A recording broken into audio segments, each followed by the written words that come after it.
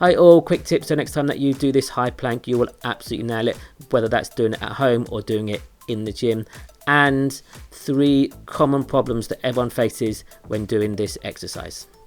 Okay, the objective of the exercise is maintain a neutral spine or neutral core and trunk throughout the exercise. So you can see here that Emily is lovely aligned from hip up to shoulder and neck. You might argue, could the chin be up a fraction? Maybe, but she is pretty darn good there. So that is your goal, is can you stabilize and maintain your core and your trunk and your spine in this aligned posture throughout the exercise, because most of us sit for the whole day and we become very rounded and very hunched and we lose alignment and we lose strength. So this one is a great one to do for everyone, and if you're brand new to exercise, this one is simple, safe and effective. So it's a great one to do for stabilizing your spine, your core and your trunk. Okay, the 3 common problems that occur.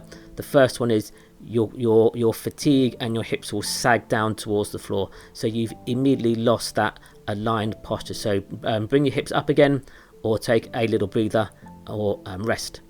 Second problem, the same thing happens, you sag, but this time you sag through the upper body, so again you lose that aligned posture. Okay, so either the sagging occurs in the hips or sagging occurs through the upper body, or it occurs in both, but either way you've obviously lost that aligned posture.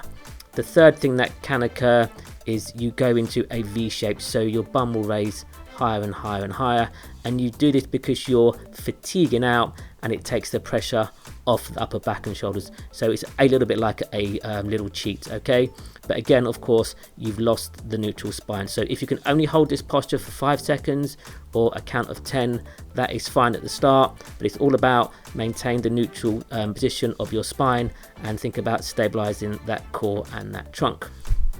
And then the final key point is alignment through shoulder, elbow, wrist. It's perfect. Okay, we're not too wide, we're not too close, we've not got our hands out ahead of the face, we're just in a nice strong place. And the reason that we place them here is that's where you'll be at your strongest to hold up your body weight. Okay, so think shoulder, elbow, wrist aligned.